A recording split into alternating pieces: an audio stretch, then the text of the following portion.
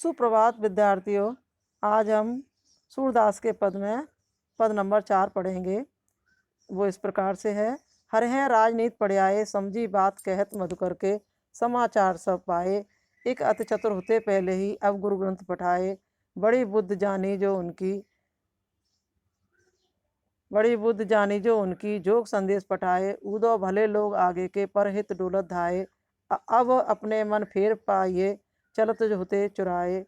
ते क्यों अनित करें आपन जे, और अनित छुड़ाए। राजधर्म तो वह है सूर, जो प्रजा न जाए सताए।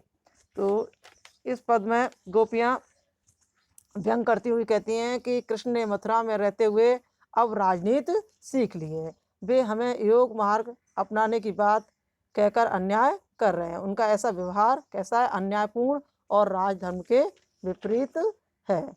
अब यहाँ पर देखिए, विस्तार से अर्थ बताऊंगी कि हर हैं राजनीति पढ़ियाए, समझी बात कहत मधुकर के, समाचार सब पाए।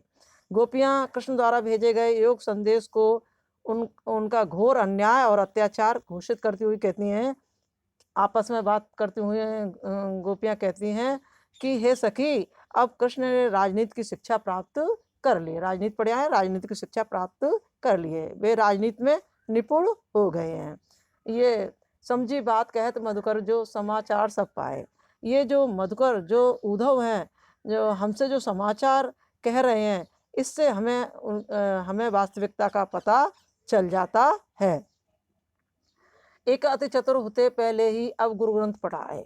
गोपियाँ कहती हैं कि एक तो कृष्ण भगवान पहले से ही चतुर थे, और अब गुरु से शिक्षा, राजनीति की शिक्षा भी उन्होंने पढ़ ली है। उनकी बुद्धि कितनी, आगे देखिए, बड़ी बुद्ध जानी जो उनकी, जोग संदेश पठाए।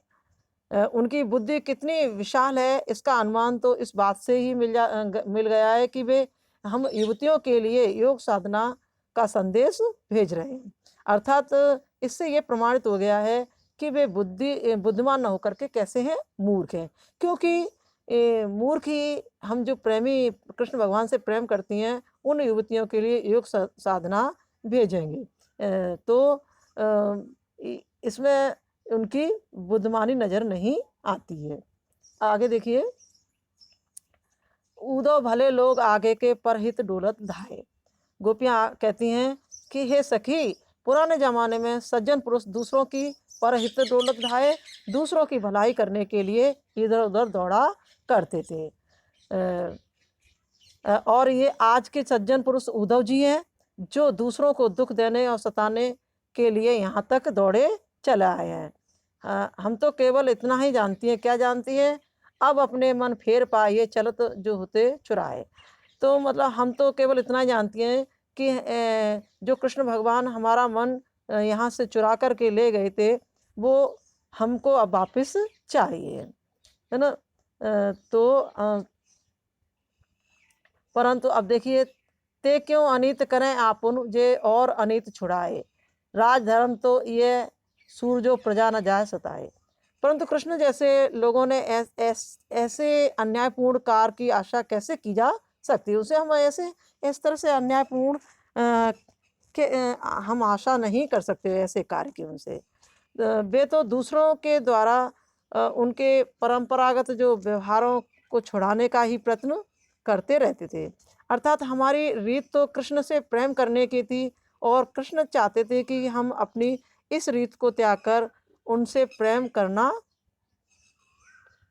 प्रेम ना करें और योग साधना को अपना लें।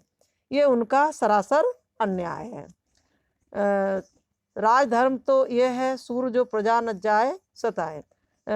सूरदास के अनुसार गोपियाँ कहती हैं कि सच्चा धर्म तो उसी को माना गया है जिसके अंतर्गत प्रजा को कभी कोई सताया नहीं जाता। पर कृष्ण तो अन्यायी राजा हैं, जो अपना स्वार्थ साधने के लिए हमारे संपूर्ण सुख चैन को हमसे छीनकर हमें दुखी करने का प्रयत्न कर रहे हैं। ये उनकी उसी कुटिल राजनीति की एक, मतलब ये उनकी जो कुटिल राजनीति है, उसी का एक अंग है।